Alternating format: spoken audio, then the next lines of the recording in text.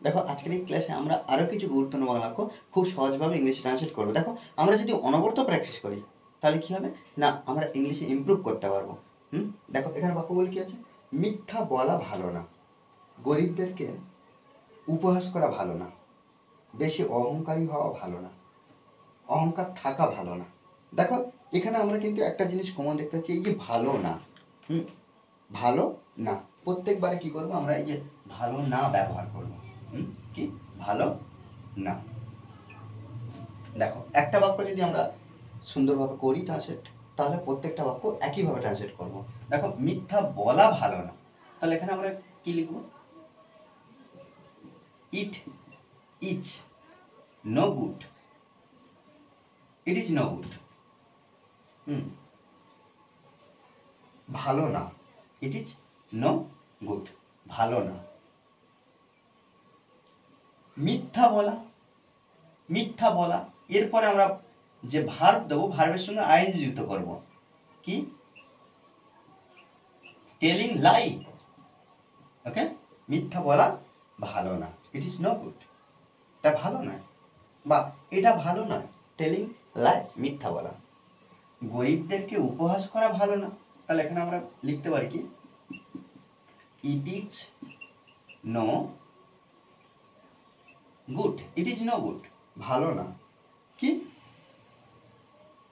উপহাস করা, উপহাস করা, লাফিং, লাফিং।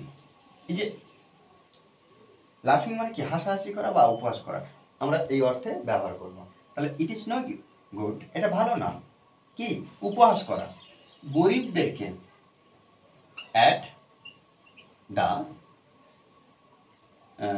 পুয়ার, অ্যাট দ্য পুয়ার, বেশি অহংকারী হওয়া ভালো না। It is no good, it is no good, ভালো না। কি? হওয়া, হওয়া, বিং। কি হওয়া না? বেশি অহংকারী, বেশি অহংকারী, বিং ওভার প্রাউড, প্রাউড। ওকে, অহংকার থাকা ভালো না। এই যে প্রাউড, অহংকার, এটা কিন্তু অ্যাডজেক্টিভ ব্যবহার করলাম। আরেকটা আছে কি? অহংকার থাকা ভালো না। It is no good, it is no good, ভালো না। এই যে থাকা, হ্যাভিং, হ্যাভিং, হ্যাভিং মানে থাকা। অহংকার, প্রাইড, প্রাইড। তাহলে এই যে প্রাইড, এটা নাউন হিসাবে ব্যবহার করলাম, আর এটা অ্যাডজেক্টিভ।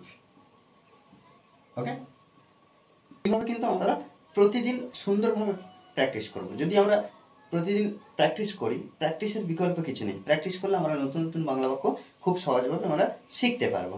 ওকে, আর এই ক্লাস যদি ভালো লাগে অবশ্যই লাইক কমেন্ট শেয়ার, আর যারা এখনো পর্যন্ত এই চ্যানেলটি সাবস্ক্রাইব করেননি তারা অবশ্যই চ্যানেলটি সাবস্ক্রাইব করে পাশে থাকবেন। Okay, thanks for watching this video.